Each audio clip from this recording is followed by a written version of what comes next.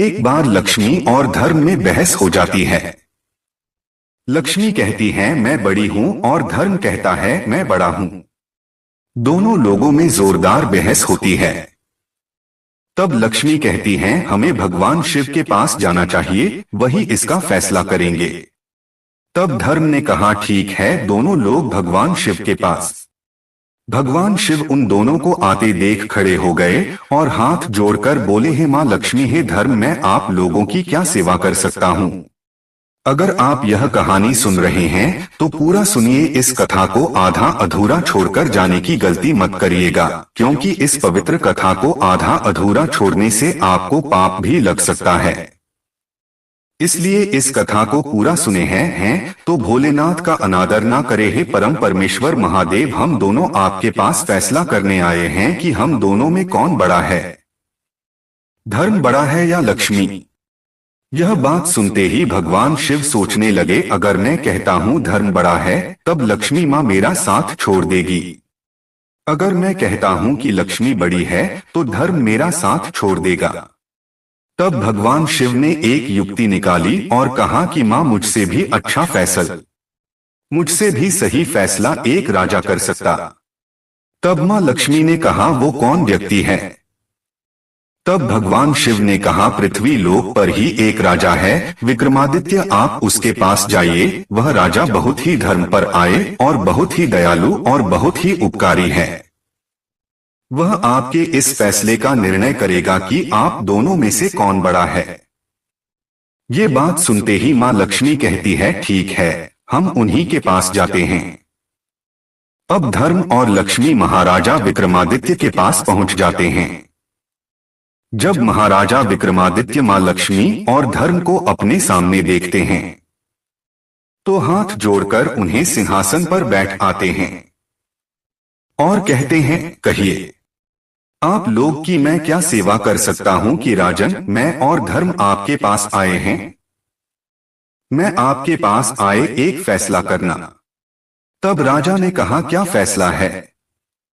तब धर्म ने कहा है राजा, आप इसका फैसला कीजिए कि मैं बड़ा हूं या लक्ष्मी, क्योंकि अगर धर्म ना रहे तो आदमी का जीवन व्यर्थ है, जीने का कोई महत्व नहीं। बिना धर्म के मनुष्य एक लाश के समान है, मनुष्य के जीवन में पूरी तरह खाली बना जाता है। अगर धर्म ना रहे तो तब माँ लक्ष्मी कहती हैं कि हे राजा, अगर लक्ष्मी ना रहे, धन ना रहे तो मनुष्य का जीवन नरक हो जाता है। उसे दर दर की ठोकरें खानी पड़ती है, उसे गरीबी में जीवन यापन करना पड़ता है, वो दरिद्र हो जाता है, उसे अथाह दुख मिलता है। तब राजा विक्रमादित्य ने उन दोनों लोग की बात सुनी और फिर उन्होंने कहा ठीक है, मैं आप दोनों की बातों को ध्यान से सुना और समझता हूँ। इसीलिए तब राजा विक्रमादित्य ने सोचा कि अगर मैं महालक्ष्मी को मना करता हूँ, कहता हूँ कि नहीं मुझे धर्म बड़ा है, आप नहीं, तब माँ लक्ष्मी मेरा साथ छोड़ देंगी, मुझसे रुष्ट हो जाएंगे। अगर मैं यह कहता हूँ कि लक्ष्मी बड़ी है तब धर्म मेरा साथ छोड़ देगा, जो कि मेरे लिए अत्यंत प्रिय है। मेरा धर्म ही मेरे लिए सब कुछ। तब अंत में आकर महाराजा विक्रमादित्य ने निर्णय सुनाया और कहा कि आप दोनों ध्यान से सुनिए, मेरे लिए धर्म बहुत ही महत्वपूर्ण है। धन से श्रेष्ठ धर्म है, क्योंकि अगर धर्म ना हो तो व्यक्ति के जीने का कोई महत्व नहीं, उसके जीवन में कोई रस नहीं रहता। अगर धर्म ना हो तो वह मनुष्य पशु समान होता है, उसके मनुष्य योनि में जन्म लेने का कोई फायदा नहीं। एक बार के लिए अगर धन ना हो तो भी आदमी जीवित रह सकता है, वह गरीबी में जीवन यापन कर सकता है। धन ना रहे तो भी मनुष्य रूखी सूखी जो भी कुछ खाकर रह सकता है, अपना जीवन गुजार सकता है। लेकिन अगर धर्म ना हो तो व्यक्ति के जीने का कोई महत्व नहीं है। इसलिए मैं धर्म को चुनता हूं, मेरे लिए धर्म ही बहुत बड़ा है। राजा विक्रमादित्य की बात सुनकर माँ लक्ष्मी बहुत ही क्रोधित हो जाती है और कहती है ये राजन, तुम्हें अपने आप पर बहुत घमंड है, तुमने मेरा अनादर किया, तुमने धर्म को चुना, इसलिए मैं तुमसे दूर हो जाती हूँ। आज के बाद तुम कंगाल हो जाओगे। यह कहते ही माँ लक्ष्मी वहां से चली जाती है। राजा विक्रमादित्य का साथ छोड़ देती है और धर्म महाराजा विक्रमादित्य के साथ हो जाता है। तब देखते ही देखते कुछ ही देर में राजा विक्रमादित्य एकदम से कंगाल और एकदम से गरीब हो गए थे, लेकिन उनका एक घोड़ा और तलवार शेष रह गया था। अब राजा विक्रमादित्य सोचते हैं, मेरा यहाँ रहने का कोई महत्व नहीं है, मुझे यहाँ से आगे चलना चाहिए। विक्रमादित्य घोड़े पर सवार होते हैं और तलवार लेकर आगे निकल जाते हैं। रास्ते में जाते जाते उन्हें ध्यान आता है कि रास्ते में ही मेरी बहन है और मुझे बहुत तेज भूख लगी है और मुझे विश्राम की भी आवश्यकता है। इसलिए उन्होंने सोचा कि मैं अपने बहन के पास रुककर कुछ खा पी लूं और विश्राम कर लूं, फिर आगे का सफर तय करूंगा। जब राजा विक्रमादित्य अपनी बहन के महल के पास पहुंचते हैं, तब उस महल के पहरेदार और सैनिक विक्रमादित्य के बहन के पास जाते हैं और कहते हैं कि आपका भाई आपसे मिलने आ रहा है। उस बहन ने पूछा कि मेरा भाई किस हालत में आ रहा है।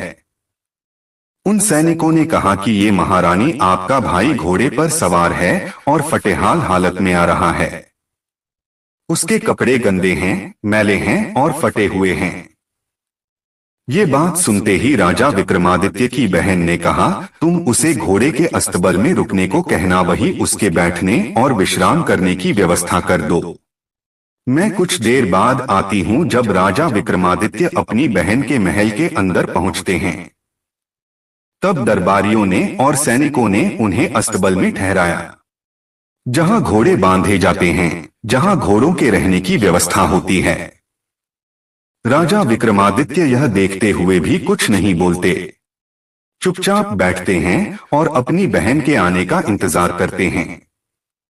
जब उनकी बहन उनके पास आती है तो उन्हें खाने के लिए एक सूखी रोटी लेकर आती है। यह देखते ही महाराजा विक्रमादित्य के आंखों में आंसू आ जाते हैं, लेकिन तो भी वो कुछ नहीं कहते हैं। बहन, तुम रोटी तो ले आई हो, लेकिन पानी ले आओ, मुझे प्यास लगी है।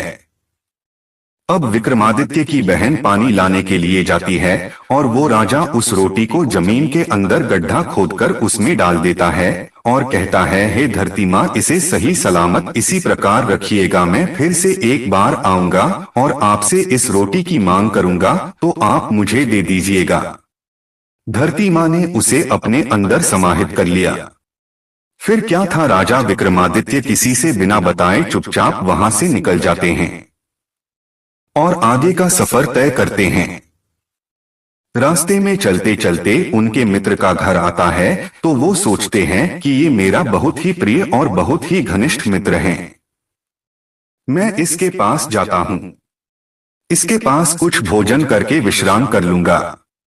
विक्रमादित्य के मित्र ने देखा कि मेरा मित्र आया है, तो उसने विक्रमादित्य का खूब स्वागत किया और उसे भोजन करने के लिए कहा। जिस स्थान पर राजा विक्रमादित्य भोजन करने के लिए बैठते हैं, उन्हीं के पीछे एक खूंटी था। खूंटी पर ही नौलखा हार टंगा हुआ था।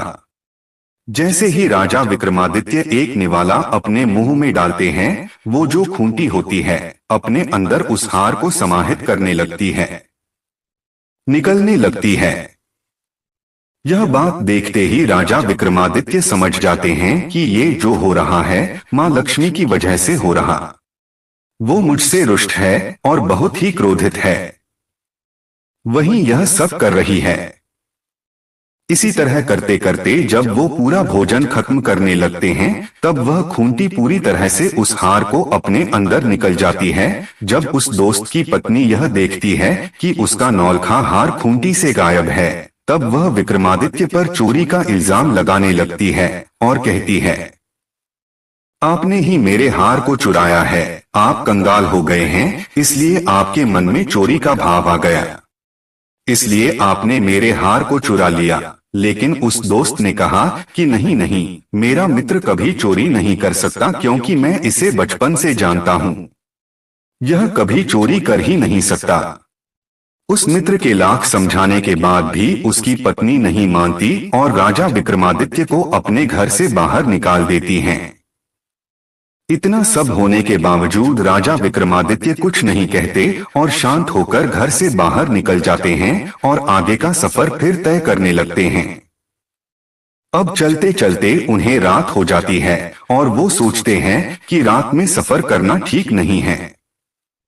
हम सुबह में सफर करेंगे, ये सोच के राजा अपने घोड़े को खड़ा करते हैं और अपनी तलवार को लेकर एक पेड़ के नीचे बैठ जाते हैं। कुछ ही देर बाद उन्हें नींद आ जाती है और उसी स्थान पर दो चोर चोरी करके आते और पीछे से राजा के सैनिक उनके पीछे पीछे आ रहे हैं, क्योंकि उन चोरों ने ही राजा के राजमहल में चोरी किया था। यह सब देखकर वे दोनों चोर डर जाते हैं। सोचते हैं कि सैनिक अब हमारे करीब आ गए हैं, हमें पकड़ लेंगे। तब उन चोरों ने चोरी किए हुए धन को महाराज विक्रमादित्य के पास ही छोड़कर वहां से भाग जाते हैं। जब सैनिक राजा विक्रमादित्य के पास आते हैं तो देखते हैं कि इतना सारा धन पड़ा हुआ है, तो वह सोचते हैं कि यही चोर है। विक्रमादित्य को गिरफ्तार कर लिया जाता है, उन्हें कैद करके राजा के पास लेकर जाता है। राजा यह सब चीजें देखकर बहुत ही क्रोधित होता है। इस बात से गुस्सा होकर राजा ने आदेश दे दिया कि इस व्यक्ति का हाथ और पैर काट दिया जाए, इसे अपंग बना दिया जाए। इतना सुनने के बाद भी विक्रमादित्य अपनी सफाई में कुछ नहीं कहते, मौन रहते हैं। राजा के सैनिकों द्वारा विक्रमादित्य का हाथ और पैर काट दिया जाता है। राजा ने फिर आदेश दिया कि इससे नगर के ही चौराहे पर बैठा दिया जाए, ताकि लोग देखें और इससे सबक लें कि हमारे राज्य में चोरी करने का क्या परिणाम होता है। राजा के सैनिक विक्रमादित्य को उठाकर नगर के ही चौराहे पर बैठा देते हैं। अब हर रोज उस चौराहे के पास से गुजरता विक्रमादित्य को देखकर उन्हें थूकता और उन्हें गालियां देता और कहता है कि ये तो चोर है, चोरी करेगा तो ऐसा ही फल पाएगा ना। यह कहते हुए लोग वहां से गुजरकर चले जाते हैं। लेकिन एक दिन की बात है, एक दिन उसी रास्ते से एक ग्वाला घी की मटकी लिए बेचा रहा था। वह बहुत ही दयालु विक्रमादित्य जब उस व्यक्ति को देखते हैं तो समझ जाते हैं ये व्यक्ति स्वभाव का बहुत ही अच्छा। तो उसने उस व्यक्ति से कहा, ये राहगीर, आपके पास अगर पानी हो तो मुझे पिला दीजिए, मुझे बहुत ही प्यास लगी है। उस ग्वाले ने बिना सोचे समझे अपने थैले से पानी निकालकर विक्रमादित्य को पिलाया और कहा, तुम चोरी क्यों किए? अगर चोरी नहीं की होते तो ऐसी सजा नहीं मिलती ना। तुम चोरी किए हो, राजा के दोषी हो, फिर भी मैं तुम्हें पानी पिला रहा हूँ। और फिर वहां से चलता बना। जब वाला दूसरे नगर में घी बेचने के लिए जाता है तो वह घी बेचता है, लेकिन उसका घी खत्म नहीं हो रहा था। यह देखकर वह बहुत ही हैरान होता है कि मैं इतना सारा घी बेच रहा हूं, फिर भी मेरे मटके से घी खत्म नहीं हो रहा है। ये देखते हुए वह सोचने लगता है कि यह क्या बात है। पूरा दिन का कमाई करने के बाद उसके पास अच्छी खासी रकम हो जाती है और वह अपने घर आता है और अपनी पत्नी से कहता है कि आज बहुत ही विचित्र बात हुई। मैंने राजा द्वारा सजा पाए गए इंसान का मदद किया और पानी पीला, तो आज मेरे साथ एक चमत्कार हुआ। मैं जितना भी घी बेच रहा था उतना ही ज्यादा बढ़ रहा था। मेरे मटके में से घी खत्म ही नहीं हो रहा था। लगता है वह जरूर कोई दिव्य आत्मा है, वह कोई अच्छा पुरुष। तब ग्वाले की पत्नी ने कहा कि हे स्वामी, हमारे पास एक भी औलाद नहीं है, हम औलाद के सुख से वंचित हैं, हम लोग इतने बूढ़े हो गए हैं। आप ऐसा करिए कि उस व्यक्ति को हमारे घर लेते आइए, हम उसे अपना बेटा समझकर, बेटा मानकर उसके साथ जीवन यापन करेंगे। तब ग्वाले ने कहा, तुम्हारी बात तो ठीक है, लेकिन इसके लिए हमें राजा से इजाजत लेनी होगी, उनकी अनुमति लेनी होगी। उसकी पत्नी ने कहा, वह बेचारा हाथ पैर से अपंग है, हम लोग के साथ रहेगा तो उसका भी मन बहला रहेगा और हमें भी अपने पुत्र का होने का अनुभव प्राप्त होगा। तब उस ग्वाले ने अपनी पत्नी की बातों को सुनते हुए राजा के पास जाता है और कहता है, महाराज, आपने जिस अपराधी का हाथ पांव काटकर चौराहे पर बिठा दिया है, मैं उसे गोद लेना चाहता हूँ, मैं उसे अपने साथ ले जाना चाहता हूँ। तब महाराज ने कहा, वैसे भी वो हमारे किसी काम का नहीं है, उसके हाथ पांव तो है नहीं और हमारे नगर में बोझ बना हुआ है, तुम ले जा सकते हो, हमें कोई आपत्ति नहीं है। ये सुनते ही ग्वाला भागा भागा जाता है और राजा विक्रमादित्य को अपने नौकर चाकरों की सहायता से अपने घर को लाता है और उन्हें नहला धुलाकर स्वच्छ वस्त्र पहनता है और भोजन कराता है और कहता है, आज से तुम मेरे पुत्र रहोगे। हमारा कोई संतान नहीं है, हम बूढ़े हो चुके हैं, कम से कम बुढ़ापे में ही हमें संतान का सुख मिलेगा, इसलिए मैं तुम्हें अपने पास लाया हूं। क्या तुम्हें मेरा बेटा बनना स्वीकार है? राजा विक्रमादित्य ने कहा, हाँ, मुझे आपका पुत्र बनना स्वीकार है। राजा विक्रमादित्य उस ग्वाले के पास उसके लड़के के रूप में रहने लगते हैं। उसी नगर के राजा की जो पुत्री थी, वह बहुत विदुषी और बहुत ही दूरदर्शी थी। वह जब भी गाया करती थी, दीपक जल जाया करते थे, इसलिए हर शाम को वह गाना गाती, गीत गाती तो पूरे नगर में दीप जल जाते हैं और रात्रि हो जाती है।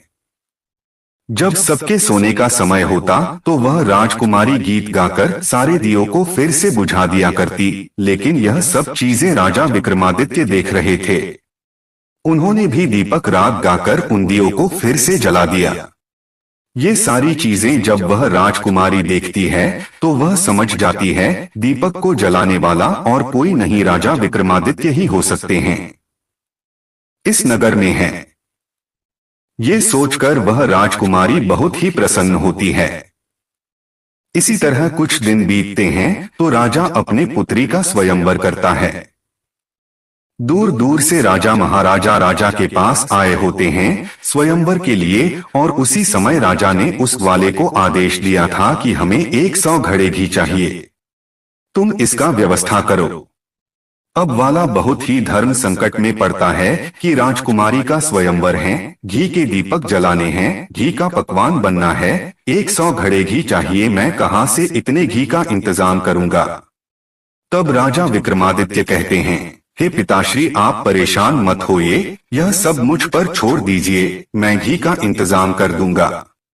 उस ग्वाले ने कहा, हे पुत्र, तुम्हारे पास हाथ पांव नहीं है, तुम कैसे घी का व्यवस्था करोगे?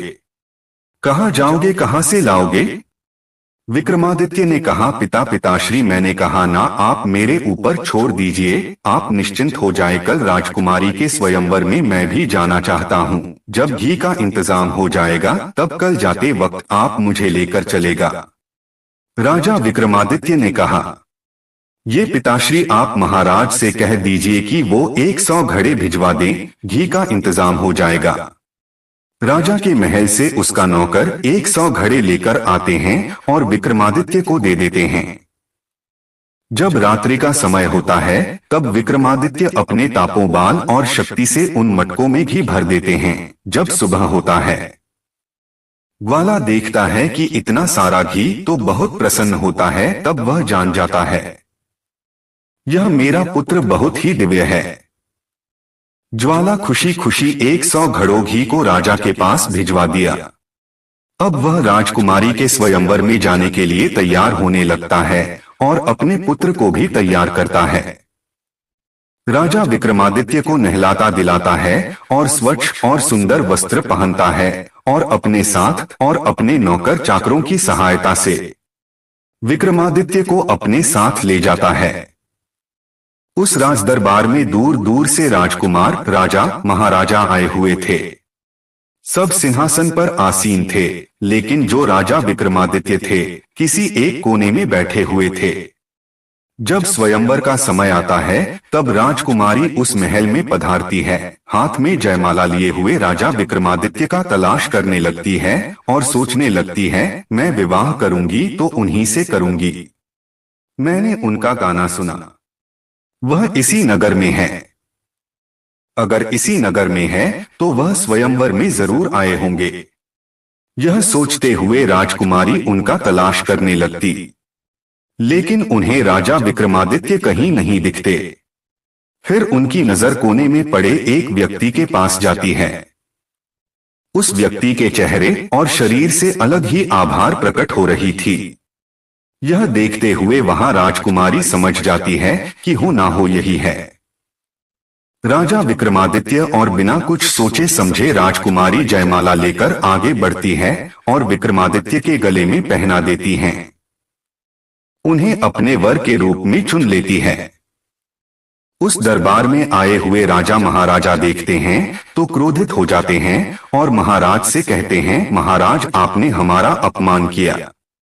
अगर आपको पता ही था कि आपकी पुत्री एक अपंग एक अपाहिज से शादी करने वाली है, उससे विवाह करने वाली हैं, तो आप हमें यहाँ पर क्यों बुलाए और आपने हमारा अपमान किया यहाँ बुलाकर। तब राजा ने कहा, दूर दराज से आए हुए सभी राजाओं राजकुमारों से विनती किया और हाथ जोड़कर कहा, हमें माफ करिए, मुझसे गलती हो गई। अब क्या किया जा सकता है? ये नियम है कि कन्या ने जिसके गले में वरमाला डाला है, विवाह तो उसी से होगा।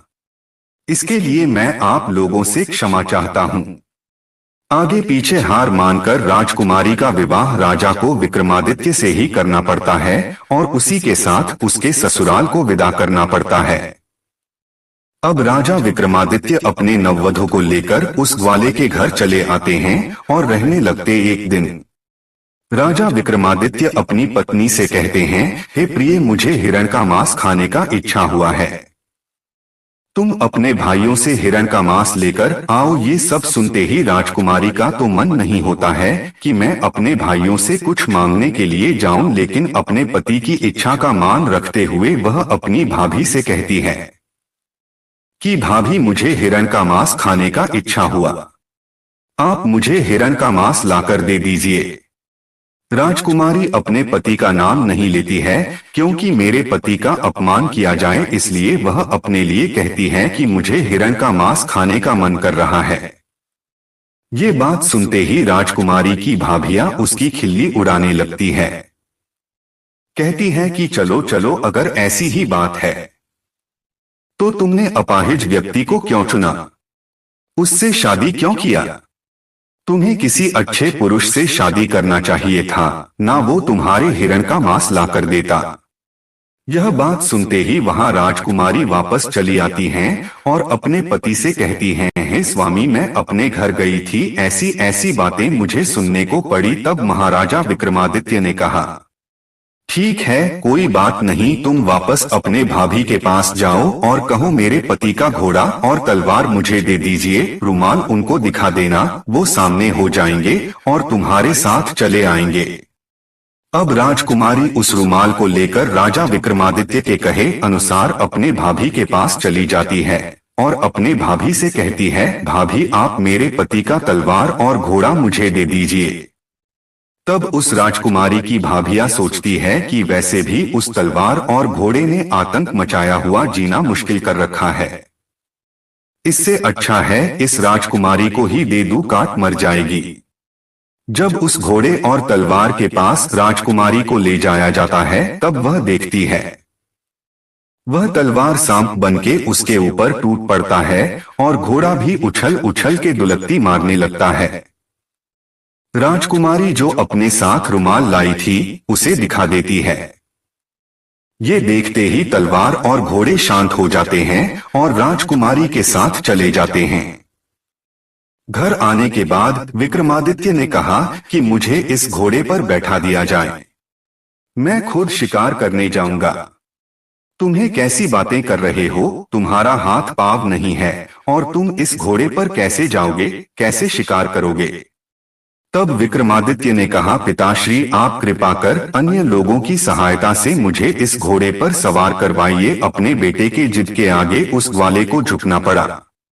उसने अपने नौकर जाकर से कहकर और स्वयं राजा विक्रमादित्य को उठाकर उस घोड़े पर बैठाया। जब वह सर ऊपर करके देखते हैं तो राजा विक्रमादित्य का हाथ पैर सही सलामत है।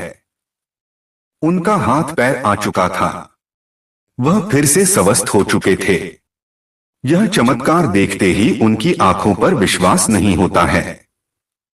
जैसे ही राजकुमारी अपने पति से पूछने को बढ़ती है कि हे महाराज, यह कैसे हुआ, यह क्या चमत्कार है, उससे पहले ही राजा विक्रमादित्य ने कहा, मैं पहले शिकार करके आता, उसके बाद बताऊंगा ये कैसे हुआ। राजा विक्रमादित्य शिकार करने के लिए एक जंगल में चले जाते हैं। कई शिकार करने के बाद उन शिकार का कान और पूंछ काट लेते हैं और उन्हें वहीं पर छोड़कर वापस चले आते हैं। और उसी जंगल में उसी दिन राजकुमारी के भाई भी शिकार करने के लिए गए थे। जब वे देखते हैं कि किया कराया शिकार भरा ताजा ताजा शिकार हैं, तो उनका मन मचल जाता है। वे बहुत ही प्रसन्न होते हैं। बिना शिकार किए वे उस शिकार को उठा लेते हैं और आगे बढ़ जाते हैं। जब राजा विक्रमादित्य शिकार करके अपने घर वापस आते हैं, तो अपनी पत्नी को मेरा हाथ पैर कैसे वापस आ गया, कैसे मैं ठीक हो गया, उन्होंने कहा, मेरा घोड़ा और तलवार मेरा धर्म है। इन्हीं की वजह से मेरे हाथ पैर वापस सही हो गए और मेरा नाम विक्रमादित्य है। मैं एक राजा ये बात सुनते ही वो ग्वाला राजा विक्रमादित्य के पैर में गिर पड़ा और कहने लगा, मुझे माफ करिएगा, मुझसे जो भी गलती हुई मुझे माफ कर दीजिए। तब राजा विक्रमादित्य ने कहा, आपकी इसमें कोई गलती नहीं है, आपने तो मेरे शकों उनसे भी अच्छा व्यवहार मेरे साथ किया, मुझे अपना पुत्र बना के रखा। उसके बाद राजा विक्रमादित्य ने अपनी पत्नी को कहा, तुम एक बार फिर से अपने भाभियों के पास जाओ और कहो कि मेरे भाइयों द्वारा जो शिकार करके लाया गया है, मुझे उसे देखना है। और जब आपकी भाभियां उस शिकार को दिखाए, इस थैले में जो मैं तुम्हें चीज दे रहा हूँ उसे वहां पर पलट देना और मेरे बारे में बताना। यह कहते ही वह राजकुमारी अपनी भाभी के पास चली जाती है और कहती है, भाभी, आज भैया ने शिकार करके लाया है, मैं उसे देखना चाहती हूँ। इसमें क्या बड़ी बात है, तेरा पति तो शिकार कर नहीं सकता, तो मेरे पति द्वारा किया गया शिकारी देख के ललचालो। उस राजकुमारी की भाभी नहीं, वह सारा शिकार राजकुमारी को दिखा दिया। राजकुमारी ने कहा, भाभी, यह शिकार तो है, लेकिन इसकी पूंछ और कान कहाँ है। तब भाभियां बोली कि मुझे क्या पता कहाँ है। ये सुनते ही राजकुमारी ने जो अपने साथ थैला लाया था उसे पलट देती है। उस थैले में से कान और पूंछ गिर जाते हैं। तब भाभियां पूछती है कि यह कहां से आया। तो उसने कहा, यह शिकार मेरे पति द्वारा ही किया गया है। तब राजकुमारी वो सारी बातें कह सुनाती है और कहती है, मेरा पति कोई आम व्यक्ति नहीं है, वह राजा विक्रमादित्य। यह बात सुनते ही उनके कान खड़े हो जाते हैं और यह बात राजा के पास भी जाती है। राजा दौड़े दौड़े अपने बेटे के पास आते हैं और कहते हैं, पुत्री, मुझे माफ कर दो, मुझसे गलती हो गई, हम अपने दामाद को राजमहल में बुलाना चाहते हैं। विक्रमादित्य राजा के पास गए। राजा ने उन्हें साक्षात प्रणाम किया और कहा, हे महाराज, मुझसे गलती हो गई, आप इतने धर्मात्मा व्यक्ति और मैंने आपका हाथ पांव कटवा दिया, लेकिन फिर भी मुझे क्षमा कर दीजिए। तब राजा विक्रमादित्य ने कहा, आप लोग की कोई गलती नहीं है, ये जो कुछ भी हुआ है माँ लक्ष्मी की वजह से हुआ है। उन्हीं के रुष्ट होने की वजह से आप लोग की मति मारी गई थी, इसी वजह से ये सब हुआ, इसमें आपका कोई दोष नहीं है, आप फिर क्या था। राजा ने अपने दामाद का बहुत सेवा सत्कार किया और अपनी बेटी दामाद को अपने साथ ही कुछ दिन महल में रखा। उसके बाद राजा विक्रमादित्य ने कहा, मुझे अपने नगर जाने की इच्छा हो रही है, मैं अपने नगर जाना चाहता। तब राजा ने खूब सारा धन लाभ लश्कर देकर अपनी बेटी को अपने दामाद के साथ विदा किया। रास्ते में आते समय राजा विक्रमादित्य को अपने मित्र का घर मिलता है और वे अपने मित्र के घर जाते हैं। विक्रमादित्य का मित्र यह देखकर बहुत ही प्रसन्न होता है और सेवा सत्कार करने के बाद विक्रमादित्य के मित्र ने खाने का आग्रह किया। जब खाना लाया जाता, खाना खाते समय पहला निवाला मुंह में डालते हैं, वो खूंटी धीरे धीरे हार उगलने लगती है। यह देखते ही उस मित्र की पत्नी हाथ जोड़कर बैठ जाती है। कहती है, हमें माफ करिएगा, हमने सोचा आपने हार को चुराया है, ये नौलखा हार तो खूंटी पर ही था, खूंटी ही निकल गई थी, मुझे माफ करिए, मैंने आपको चोर कहा, अपने घर से निकाल दिया। तब विक्रमादित्य ने कहा, इसमें आपकी भी कोई गलती नहीं है, ये जो कुछ हुआ मतिभ्रम के कारण हुआ। माँ लक्ष्मी मुझसे रुष्ट थी, इसीलिए हुआ है, और अपने मित्र को क्षमा करते हुए राजा विक्रमादित्य वहां से विदा लेते हैं। जब वह आगे बढ़ते हैं तो उनकी बहन का ससुराल आता है, तब वह अपनी बहन के ससुराल जाने की इच्छा करते हैं। राजा विक्रमादित्य को दूर से ही आते हुए सैनिक देख लेते हैं और उनकी बहन के पास जाते हैं। कहते हैं, आपका भाई आपसे मिलने आ रहा है। तब उनकी बहन कहती है कि मेरा भाई किस हाल में आ रहा है। तब वह सैनिक कहते हैं कि आपका भाई लाभ लश्कर के साथ सजा धजा घोड़े पर बैठकर अपनी पत्नी को लेकर आ रहा। तब उस रानी ने कहा, मेरे भाई का स्वागत किया जाए, उसे राजमहल में ठहरने का इंतजाम किया जाए। जब राजा विक्रमादित्य अपनी बहन के महल में पहुंचते हैं तो उनका खूब आदर सत्कार होता है, उन्हें राजमहल में ठहराया जाता है।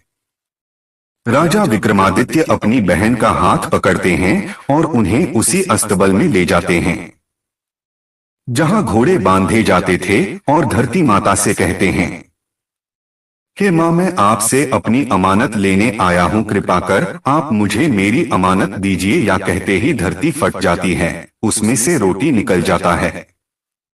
उस रोटी को उठाकर राजा विक्रमादित्य कहते हैं, हे बहन, तुमने मुझे पिछली बार आने पर इसी रोटी को खाने को दिया था ना। तब उसकी बहन फूट फूट कर रोने लगती हैं और कहती है, भैया मुझसे गलती हो गई, मैंने जो आपके साथ व्यवहार किया मुझे क्षमा करिए।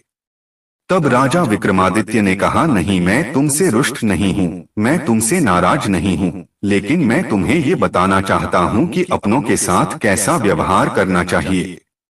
अपनों के साथ किसी भी परिस्थिति में उसे किस तरह से व्यवहार करना चाहिए ये तुम्हें मैं बता रहा हूँ, लेकिन इसके बजाय मैं उनसे नाराज नहीं हूँ। बस तुम्हें यह सीख लेना चाहिए हमें अपनों से व्यवहार कैसा करना चाहिए। यह सब सुनते ही राजा विक्रमादित्य की बहन बहुत ही लज्जित होती है। जब राजा विक्रमादित्य अपने नगर को चले आते हैं तो नगर के मुख्य द्वार पर ही माता लक्ष्मी राजा विक्रमादित्य की प्रतीक्षा कर रही थी। ये विक्रमादित्य, मैंने तुम्हारा खूब परीक्षा लिया, तुम्हें खूब प्रताड़ित किया, लेकिन फिर भी मेरे इस परीक्षा में तुम सफल रहे। मैं मानती हूं कि धर्म सबसे बड़ा है, मुझसे भी बड़ा धर्म है। अगर धर्म है तो लक्ष्मी है, जहां धर्म रहेगा वहां लक्ष्मी भी रहेंगी। मैं तुम्हें आशीर्वाद देती हूं कि चिरकाल तक, जब तक पृथ्वी रहेगी तब तक तुम्हें कोई नहीं भूलेगा, तब तक तुम्हें याद किया जाएगा। यह आशीर्वाद देते ही मां लक्ष्मी वहां से अंतर्ध्यान हो जाती है और राजा का राजमहल राजपाट वापस आ जाता है और राजा विक्रमादित्य अपने महल में सुख चैन से राज करने लगते हैं। इस वीडियो को बोलते समय कोई त्रुटि हो तो मैं क्षमा चाहता हूं। उम्मीद है आप सभी को यह वीडियो अच्छी लगी होगी। अगर आप शिव के सच्चे भक्त हैं तो चैनल को सब्सक्राइब और वीडियो को लाइक करके कमेंट में हर हर महादेव लिख दीजिए।